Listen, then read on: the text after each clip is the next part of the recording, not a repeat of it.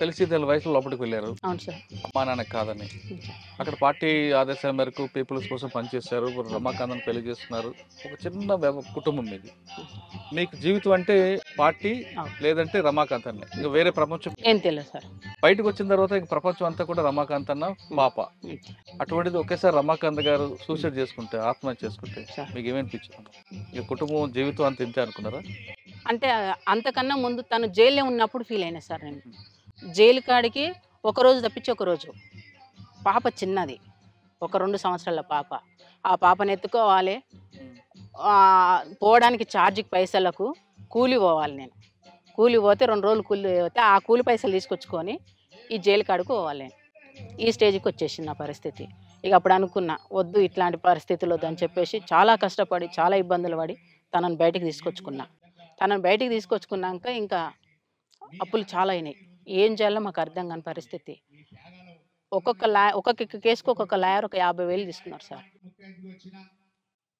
అట్లా 40 కేసులున్నాయి నాకు మా సార్ మీద. ఆ 40 కేసులు నేను ఎక్కడి నుంచి ఎట్లా కట్టాలి? అన్నీ తీసుకొచ్చిన తర్వాత, అమ్మేసిన తర్వాత చాలా ఆర్థికంగా ఇబ్బందులు ఎదుర్కొన్నాం. ఎదుర్కొన్నాక కొద్దిగా అటో ఇటో కొద్దిగా మంచినే తను ఎక్కడ పోకపోయేవాళ్ళు. తన పాపను పెట్టుకొని ఉండేది. చిన్న షాప్ పెట్టుకొని ఉండేది. నేను వెళ్ళేదాన్ని కూలికి. డైలీ కూలికి పోయి నేను భోజనం కోసానికి సంపాదించుకుని నేను ఏమి సంపాదించాలి ఇప్పటివరకు కూడా ఏం సంపాదించుకోవాలి. ఆ క్రమంలో ఈ ప్రజలకు మనం ఎందుకు చేసినాము చివరికి ఇదేనా అనిపించింది నా మనసుకు. ఆ రోజు బాధ అనిపించింది. తను చనిపోయిన నాడికన్నా ఆ రోజే ముందే ఫస్టే బాధ అనిపించింది. హ్మ్. అట్లా అనిపించింది. ఆ క్రమంలో అత్త మామ కష్టపడి సంపాదించిండు. ఈ క్రమంలో మీకు నయ్యం ఎప్పుడైనా ఎదురుపడలేదా? నాకు ఏ రోజు నయీంతో పాటు ఇదే నల్లమలలో మీకు ఇంకొక వ్యక్తి ఉన్నారు, బాలన్న అని. ఆయన ఎప్పుడు ఎదురుపడ్డాడు? నాకు ఏ రోజు టచ్‌లో లేరు. తర్వాత అన్న చనిపోయిన తర్వాత మీ జీవన విధానం కొనసాగుతుంది. పాప వీళ్ళు. ఇప్పుడు గుడక ఇగ కూలి బంద్ చేసుకున్నా. కూలి బంద్ చేసుకొని కొద్దిగా గొప్పో ఆ పని ఈ పని చేసుకోవడం. ఇక ఏంది ఇప్పుడు ఆన్‌లైన్ బిజినెస్ చేయడం. కొన్ని బట్టలు అమ్ముకోవడం. అట్లా గడిపిన. అందులో గుడక నాకు బెనిఫిట్ కాలేదు. ఇదంతా కాదని చెప్పేసి ఇప్పుడు చిన్న చిన్న ఎక్కడన్నా ఏనన్నా ఇగ జీవనోపాధి కోసం కష్టపడుతున్నా. కానీ సంపాదించేది ఏం లేదు. అన్నం కాడికి అంతే. కడుపు ఉంటే చాలు. కడుపు నిండా ఉంటే అవే మాకు కోట్లు. అవే లక్షలు అంతే. ఇప్పుడు అసలుకి సొసైటీలో నేను బతకొద్దు. నిజం చెప్పాలంటే. ఈ స్థాయిలో నేను కమాండర్ స్థాయిలో పనిచేసి వచ్చి ఉడక ఇంత చీప్‌గా బతుకుతున్నా అంటే ఎవరు లేరు. మా కామ్రేడ్స్ అందరికి అదే బాధ. వాళ్ళు బయట ఎవరు చెప్పుకోలేరు. ఒకప్పుడు మేము హీరోలం. సొసైటీకి వచ్చేవరకు జీరోలైనాం కదా! ఇప్పుడు ఈ జీరోలం పోయి వేరే వాళ్ళ దగ్గర మేము చేతి జాపుకొని అడుక్కోలేం. మేము సమాన హక్కు కోసం కొట్లాడినోళ్ళము. వాళ్ళ మీద ఫైట్ చేసినోళ్ళము. చివరికొస్తే వాళ్ళని అడుక్కో అంటే మాకెంత చీప్ అనిపిస్తుంది. మైండ్ ఒప్పుకుంటా సార్? ఒప్పుకోదు.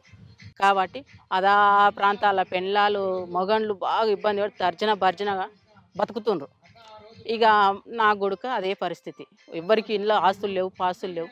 ఆ పూటకు బతికితే చాలనే ఫీలింగ్ అందరికి ఉంది.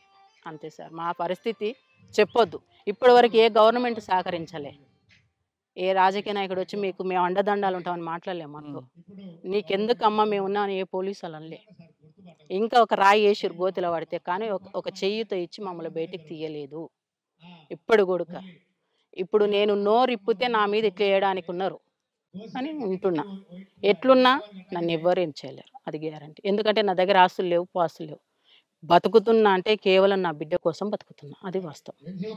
చివరిగా చెప్పమ్మా, ఇప్పుడున్న సమాజంలో మీరు అన్నట్లుగా వీళ్ళ కోసం మనం పని చేస్తామా అని ఒక మాట అన్నారు మీరు. ఇప్పుడున్న యువత కూడా అదే రకంగా వెళ్తున్నారు. ఇప్పుడు చూస్తున్న యువతకు చూస్తున్న మీకు ఏమనిపిస్తుంటుంది? ఇప్పుడున్న వాళ్ళు మీలాంటి వాళ్ళు ఒక లక్ష్యం కోసం వెళ్ళారు. ఇప్పుడు వాళ్ళందరూ కూడా వేరే వేరే మార్గాల్లో వెళ్తున్నారు. ఏ మార్గాల్లో వెళ్ళినా ఏమి చేసినా కానీ కమ్యూనిస్ట్ పార్టీ అంతా బలంగా ఎవరు చేయరు కదా. అప్పుడు మా టైముల్లో సెల్ ఫోన్లు లేకుండా ల్యాండ్ ఫోన్లు ఉన్నాయి. ప్రతి వానికి మెసేజ్ ఉంది. నువ్వేం చేసినా కానీ ఆటోమేటిక్గా ఎమ్మటే అయిపోతుంది. ఏముంది ఆడ? ఎమ్మటే తీసుకొస్తారు, అరెస్టులు చేయడం, కొట్టడం. ఎక్కడ బలపడుతుంది? అంటే నేను వాళ్ళని ఉద్యమం వైపు వెళ్ళమని చెప్పడం లేదు. ఇప్పుడు కొంతమంది యువత ఒక పద్ధతి పాడు లేకుండా, ఒక బాధ్యత లేకుండా పెరుగుతున్న యువతకి మీరు ఇచ్చే మెసేజ్ ఏంటి? మెసేజ్ ఏంటంటే నిజంగా అమ్మా నాన్నకు మంచి పేరు తెచ్చుకోవాలి అనుకుంటే సరైన రూట్లో నడవడం కరెక్ట్. సరైన రూట్లో ఉండాలి. మనం ఒకరికి ఆదర్శంగా నిలబడాలి. తప్పు చేయొద్దు, తల వంచొద్దు. నా లక్ష్యం. నేను ఎక్కడున్నా నా సర్కిల్ అదే చెప్తా. గౌరవంగా ఉండాలి. సంపాదనలు, ఆస్తులు, పాస్తులు మన ఎమ్మటి రావు. ఏమీ రావు. వచ్చినప్పుడు చనిపోయినప్పుడు వచ్చేదేందంటే ఒక పేరు. బస్ అంతే. మనకు గావాల్సింది ఒక పేరు తెచ్చుకొని చనిపోవాలనేది నా ఉద్దేశ్యం సార్. యువతకు ఏందంటే గౌరవించాలి. ఎదుటి వ్యక్తిని ఎప్పుడైతే గౌరవిస్తామో ఇట్లాంటి హత్యలు, ఇట్లాంటి రేపులు, ఇట్లాంటి సమస్యలు ఎక్కడ కూడా రావు. ఎదుటి వ్యక్తిని మనం గౌరవిస్తలేము అంటేనే అన్నీ జరిగిపోతుంది. అది సార్.